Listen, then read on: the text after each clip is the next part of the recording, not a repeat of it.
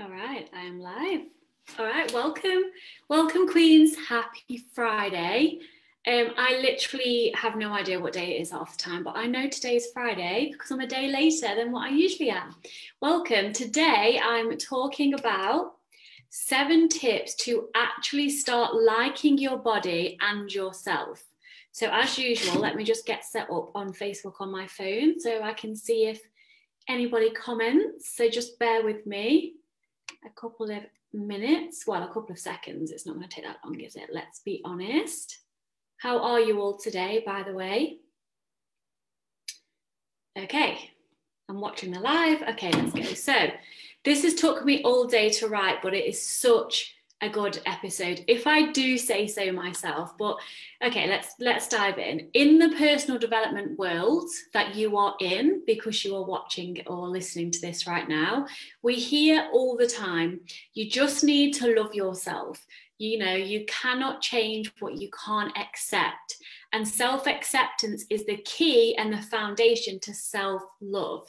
And honestly, I believe in all of those things, but how the heck do you learn to even accept yourself? How do you get to the acceptance level in order to then reach the juicy self-love level? Well, let me tell you, it's not easy.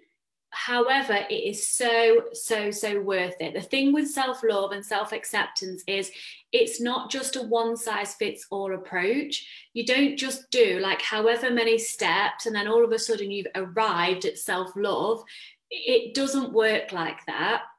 But that's not a bad thing, you know, because all the steps that you do take to explore self-love and self-acceptance, it enables you to get to know yourself better, which is a very beautiful thing indeed. And before we dive into the 7 tips that I'm going to give you, when you learn how to stop fighting with yourself in regards to your body and your mind, things get so much easier. And ultimately, what we want is for you to accept where you're at right now first. And then when you've accepted who you are in every way, you can then move on to loving yourself and achieving your goals from an intrinsic, which means an inside, inspiration of self-care and love, instead of an external motivation of not enough and needing to change. Okay, let's dive in, shall we? Number 1 is inner child work. So here I'm talking about trauma. Everyone is different. Some may have experienced trauma in their lives, such as sexual child abuse, domestic violence, the death of a parent or guardian at a very young age, or abandonment, etc. But trauma doesn't have to be any of those things. It can literally be having lived through an everyday experience that your younger self at the time when you was experiencing said thing deemed it as traumatic. So then you experience that as traumatic, such as your grandma telling you at 8 years old that your legs are like tree trunks, which was one of mine. So cheers, grandma. But trauma is real for the individual experiencing it as so, no matter how untraumatic someone else might see it. It's like a phobia, and she'll probably, in fact, no, she won't mind me calling her out on this. My best mate, Nat, she's terrified of spiders. Like, she actually has a phobia, okay? She's like 40 years old, and if there's a spider in her bedroom, she will legit go and sleep downstairs on the sofa, right? I'm not scared of spiders, but me saying to her, oh, don't be silly, it's only an insect, it can't hurt you, that's as helpful as her saying to someone who has body image trauma, don't be silly, it's only a bikini, who cares if anyone are judging you? Like, you get my gist. It's everyone's personal experience of the trauma or the phobia or whatever it is that is real. So that's just a really important point to make. Any kind of trauma that you've experienced needs to be released and healed in order for the individual to move forward. We must feel it to heal it. We cannot fully love ourselves if we feel unsafe in our bodies. If we don't feel safe in our bodies, we can't feel safe in life. And the body never forgets. any stored intense emotions that we've experienced in the past, and we haven't allowed ourselves to feel that, or maybe at the time we didn't know how to feel them. These stored emotions, they don't go away, not until we've acknowledged them, we feel them, and then we release them, and then choose to move forward with self-compassion and a new story for ourselves. So let me give you a real life example. I'll use my analogy that my grandma said to me when I was 8 years old. She said to me, your legs look like tree trunks, when I was 8. So that caused my younger self to feel immediate rejection. I felt unloved. I didn't feel good enough because of the way my legs looked. So my 8-year-old self decided to dedicate her life to hiding her legs, and because she felt so much shame in her legs, and doing everything she could to make her legs as small as possible, because she believed, this is me, like when my younger self believed that if I had smaller legs, then I would be accepted and I'd be loved and I'd be enough. So just think for a moment. We've all got many of these, but just think, is there anything that sticks out to you? Some kind of trauma, whether it's a great trauma or a small trauma or any trauma. Again, trauma is whatever that means to you, that is coming up for you. So just think about that and just be with that for a moment as we go through these steps. Okay, so next thing I want to talk about is shadow work. Self-love and self-acceptance starts with shadow work.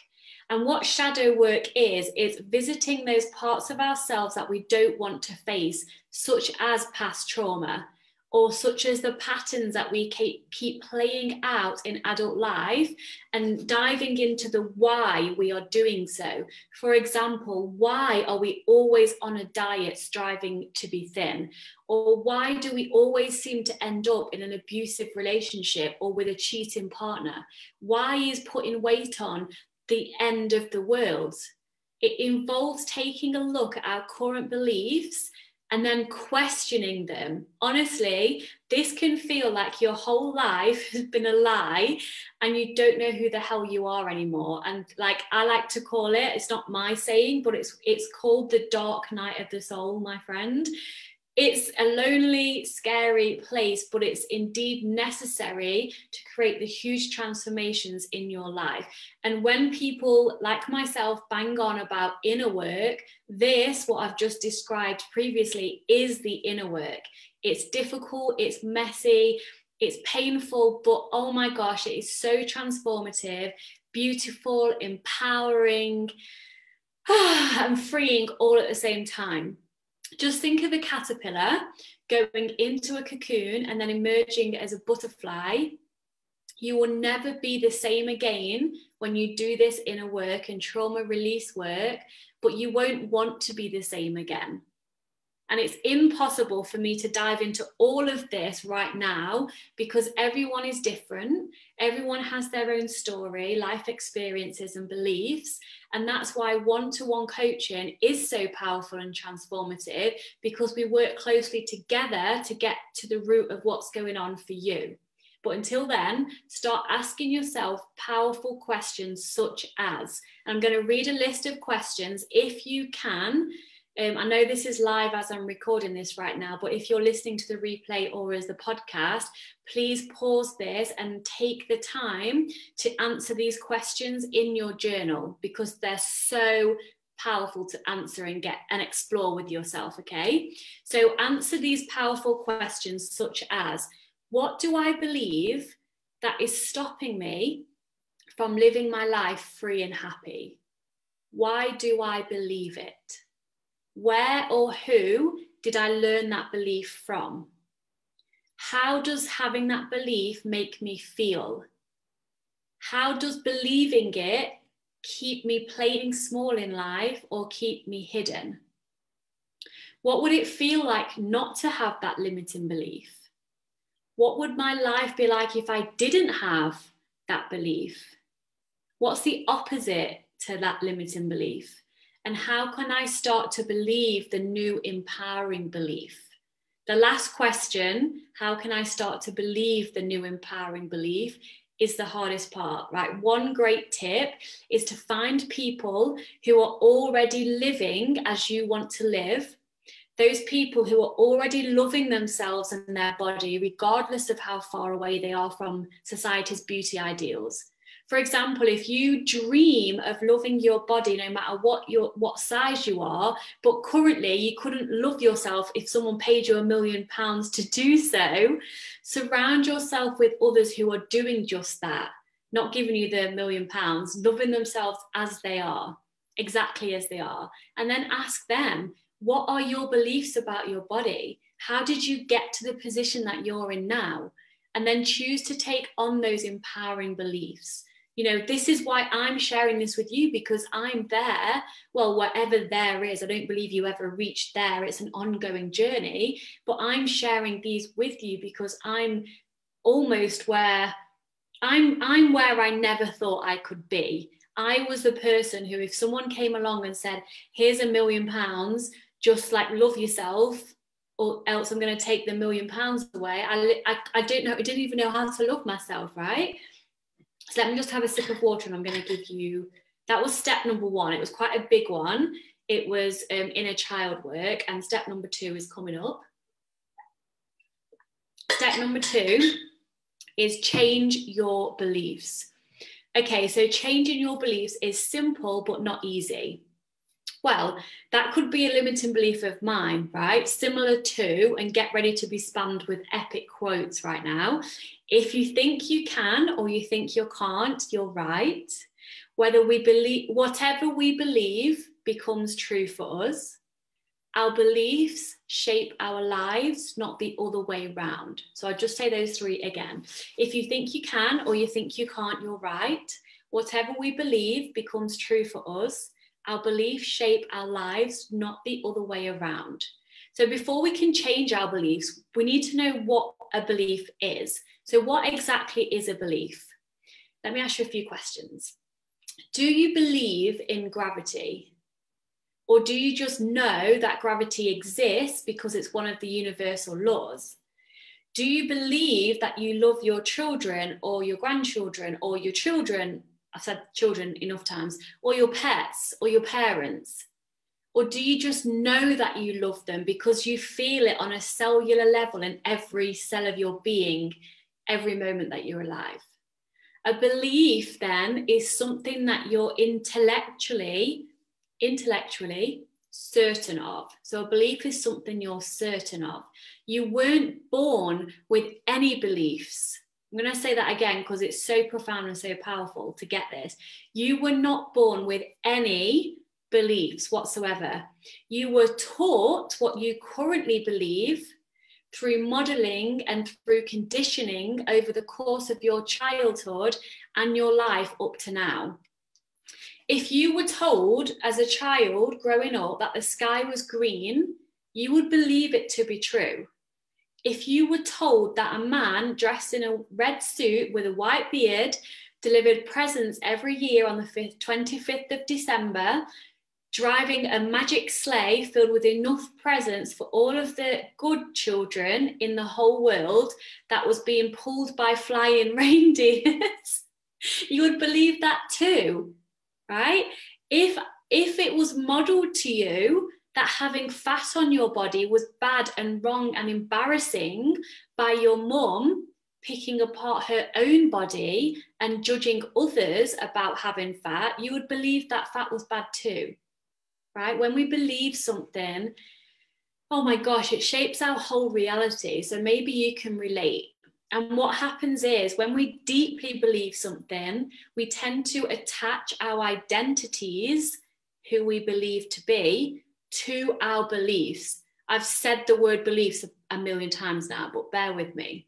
For example, let's say someone was to believe that in order for them to feel worthy and to be accepted, they would need to be super lean.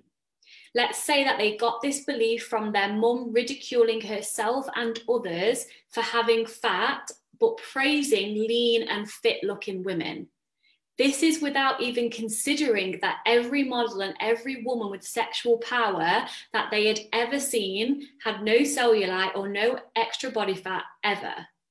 Okay, This would cause them to do everything possible to diminish their fat, such as working out frantically only to lose weight, dieting, taking slimming pills, using special creams, for example, because they believed they needed to be lean and to be fit in order to be loved and accepted and to be good enough.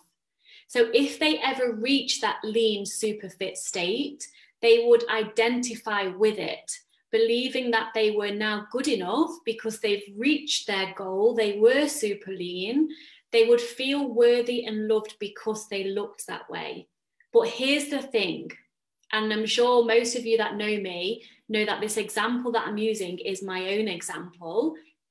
But here's the thing, unless they were genetically naturally lean with little body fat, which actually equates to under 5% of the whole world population for women naturally looking like the models do, under 5% of the whole population that we strive to be like, they would be left constantly fighting against themselves because dieting doesn't work. Our bodies change over time because that's what human bodies do, depending on a whole host of different reasons. They wouldn't stay super lean for very long. And then when they didn't stay lean, they would feel like they had lost who they were. They would say things like, I've let myself go, I need to get my body back, I'll be happy when I lose, I am not good enough, etc. They hold most of, if not all, of their self-worth on how their body physically looks. They wouldn't do the things they really wanted to do because they would feel embarrassed and ashamed of their body.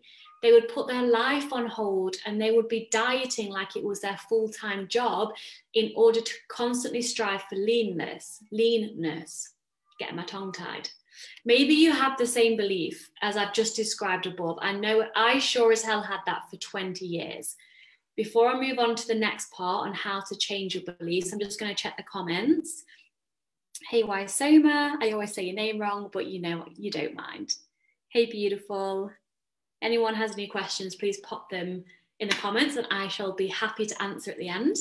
So then how do we change our beliefs? Okay, the beautiful thing is you can change your beliefs. Like I said at the beginning of this part about beliefs, the law of gravity or the fact that you love your parents or your children or your pets, that's not a belief, that's a knowing. You can't change that, but you can change beliefs. So I did change my beliefs. I have changed my beliefs. I continue to change my beliefs. And it's the best and most freeing thing that I've ever decided to do. So like I said previously, the how is the easy part. The doing is the hard part. But let's assume you've released and healed any trauma that you were unknowingly holding on to through inner child work, through therapy, or through working with a great coach. Hi.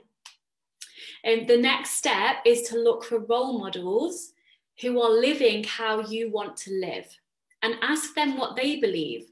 For example, my beliefs around my body are, my body does not define me. I am more than my body. My body is enough exactly as she is in any moment. I love and respect my body. My body is supposed to change. She is nature. Confidence and sexiness is a choice to feel, not looking a certain way, etc. I have loads of them. And then when you have your evidence of other women living in freedom and happiness around the things that are currently keeping you stuck, miserable, frustrated, you can work on embodying their beliefs as your own. So what does embodiment mean? Embodiment is to feel in your body the new belief can become true for you. It's feeling safe to accept that belief as your own and then starting to take action as if you already believe it. Again, I'm going to give you an example because these things are a lot easier to understand with examples. If you want to change your current belief of I need to be slim in order to feel sexy and confident, to I can feel sexy and confident no matter what my body looks like. You would journal all of the questions I mentioned earlier in the shadow work section. So again, when this isn't live, go back and journal those. And then imagine that you've already believed your new belief.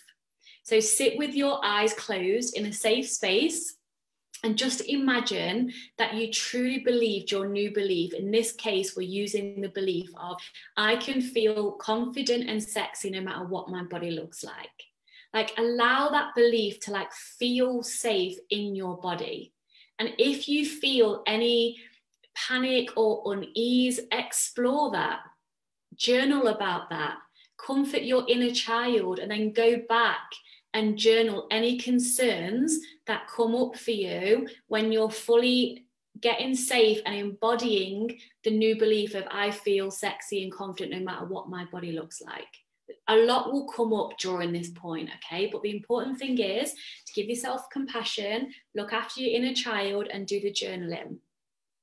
And then when you've like felt safe in your body to take on this new belief, take action as if you have already believed that new belief. So using this current example, what I'm just using now, an action step could be to put on some sexy underwear for your partner or for yourself and affirm that you look hot in it, right? Because you do.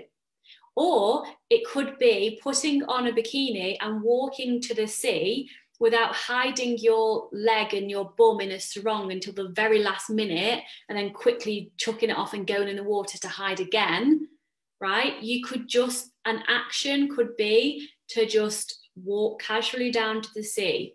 Doesn't matter if you're going to get judged. We all get judged all the time anyway. Go and have a look at my episode on the truth about people judging you, right? The action can be the scariest part, but nothing changes without inspired action.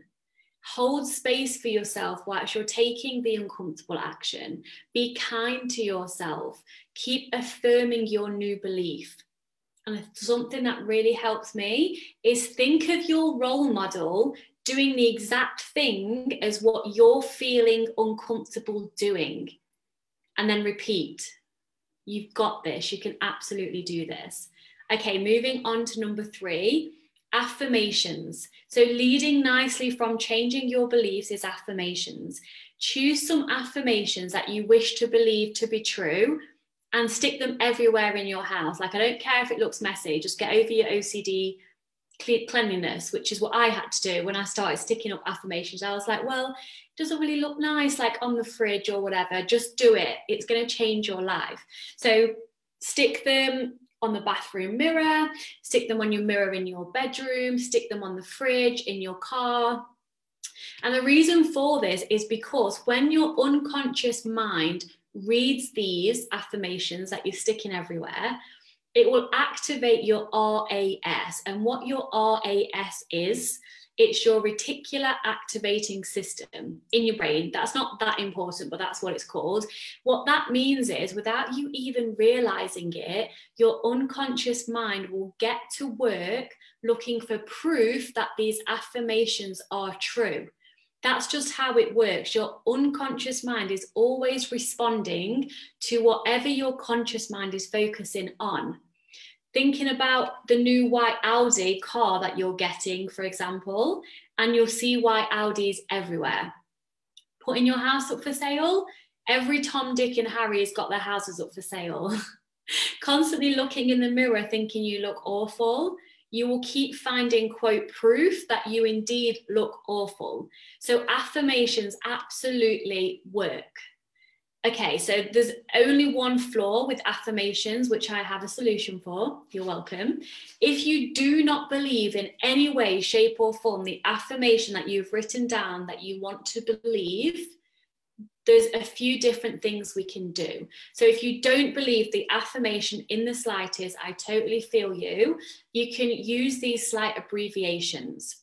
So you can use what if affirmations as an example. So a few examples for that would be, instead of saying I love my body, if that's really not true for you in any way, shape or form, then you could start by writing on the affirmations, what if I loved my body now?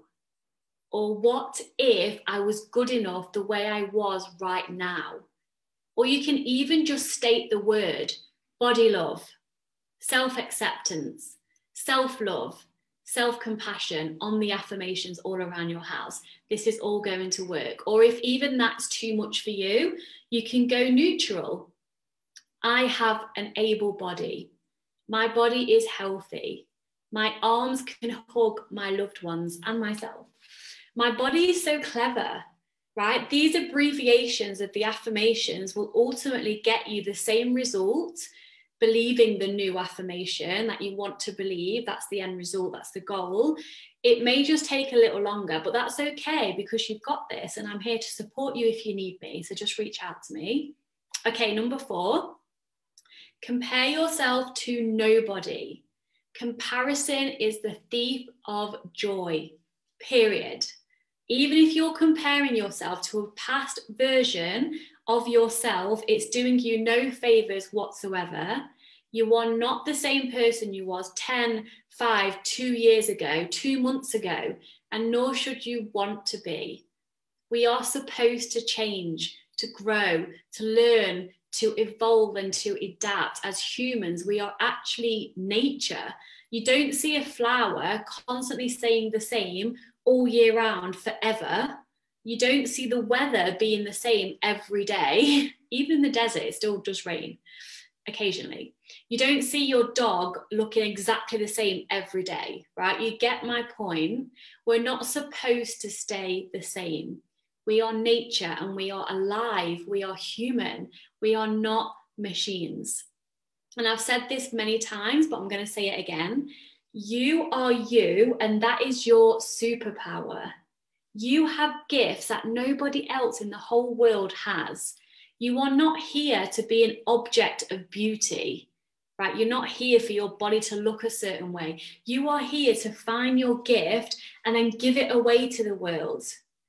Honestly, listen to this. Only 100 years ago, fat was envied, celebrated, and sought after because it was hard to attain.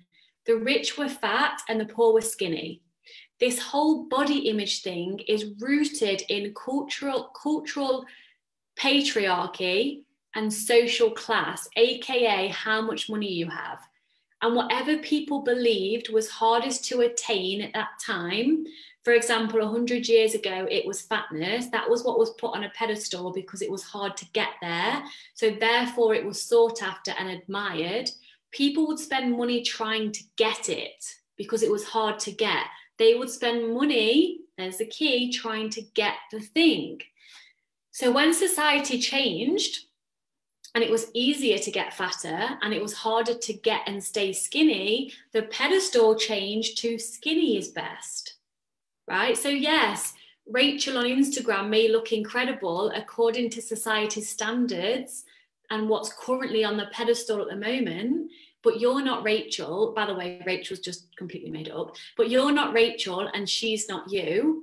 And Rachel may not have suffered with various eating disorders for 20 years like you have, which has actually caused your body to be naturally fatter in an attempt to protect you, may I add, than you would be if you had never dieted in your life in the first place. So own who you are, beautiful, and you do you. There's a whole blog that I've written and recorded before about comparison. So go and check that out as well. Okay, number 5. Spend time with yourself alone. I used to be that person who had every second of her week and weekend booked out. My days were jam-packed and booked up like months in advance. Why? Because I was so scared to be alone. I didn't want to spend a single second on my own. I had a very loud inner bitch, and the thought of going inward, like meditation and just sitting, listening to your breath and all those things, made me think of only hippies and monks, and I didn't want to do any of it. So I convinced myself that if I wasn't flying around from one thing or another, then I would be bored. So in order to avoid myself, I packed my schedule as full as possible, blatantly. I wrote this on my blog, and it's so funny, I'm going to have to say it. I just talked about filling my schedule as full as possible. And then I've wrote, you know, when you get a bag of chocolate and a bag of crisps and you open the bag and then there's like, literally looks like there's just a quarter in the bag. Why are they not full? Like, that's completely off topic, but why? Why do they do that to us? Anyway, when I hit rock bottom and realized that you have to become your own best friend, I realized that no matter how busy I was, it didn't make anything any better. You cannot expect anyone else to love you for the real you if you don't love yourself for the real you. This was hard for me to grasp, and I'd spent years becoming an expert in self-loathing, flirting with depression and eating disorder, anxiety, panic attacks. I didn't think I could ever get to a place of overflowing with self-love. But the beautiful thing about hitting rock bottom is there's only one way up, right? And to be honest, I was sick and tired of being extremely unhappy and unwell, and I was willing to try anything. So reluctantly, I thought I would give this self-love a go. I thought it couldn't hurt, right? And along with help from my coach, I made a conscious decision to love myself wholeheartedly and to work on all the tools that I'd learned from my coach and through personal development. And I made this a more concrete thing in my life. And that was to date myself, to spend time with me, which is this tip, to spend time with yourself on your own. If I wanted to fully accept the love from my partner and give him true love back, I first needed to love myself so much that I would want to date myself. So this is your homework, as well as all the action points that I've given you so far. I want you to date yourself. I want you to write down 10 things that you love doing alone and be as specific as possible. And once you have your list, stick it somewhere that you can see. So maybe at the front of your journal. I was going to say on your fridge, but you've already got all your affirmations stuck to your fridge, haven't you? If you're doing it right. But just stick it somewhere where you can see it and it's in your mind every day. And then put a reminder on your phone each week or each month to book a date in with yourself. So when that reminder pops up, pick something from your list and book it in with yourself. Don't say, oh, I'll do it later, because that won't happen. Book in that date with yourself. That's key. And I'm going to give you a few examples of how you can date your beautiful self, but these are only a few. So feel free to explore and think of as many as possible that are going to suit you and what you like to do. So go to the woods or the park and you can watch the sunrise or the sunset, depending on if you're an early bird or a night owl. You can go to the cinema alone, pre-COVID. Well, I think it's opening up in most places now. You can have a shower and then give yourself a full body massage with coconut oil and pay attention to every single part of your body, even the bits that you really struggle to love. And when you struggle to accept and love, show that part of your body gratitude for what it allows you to do. You can cook your favorite meal. You can go on like a solo hike. And I don't just mean a walk, I mean like a full day hike with a picnic, and keep your phone on airplane mode and only use it for emergencies. You can go to your favorite yoga class, again, maybe pre-COVID, and then take yourself out for a drink at a local cafe and just sit with yourself and be with your own company. Have so much fun that you want to take yourself out on a second date and a third date, okay? Number 6 of these 7 tips, I'm just checking the comments. Yeah, Nikki Cuff says so true. I'm guessing, what are you saying so true about, Nikki? Probably the chocolate and the crisps, I'm just guessing, let me know. Okay, number 6 is mirror work. Spend time with yourself in front of a mirror, naked if you can. Dim the lights, light some candles, put some relaxing music on and spend time being with yourself. Start at your head and go down your body and apologize to each part of your body that you have rejected in your lifetime, and send that part love and gratitude. That's one ritual that you can do daily or weekly. You can also look into your eyes in the mirror, really close up, like literally like look into your eyes, and then tell yourself that you love yourself out loud. And any emotions that want to come up, any tears, any anger, any frustration, let them be there, because this is all processing the emotions.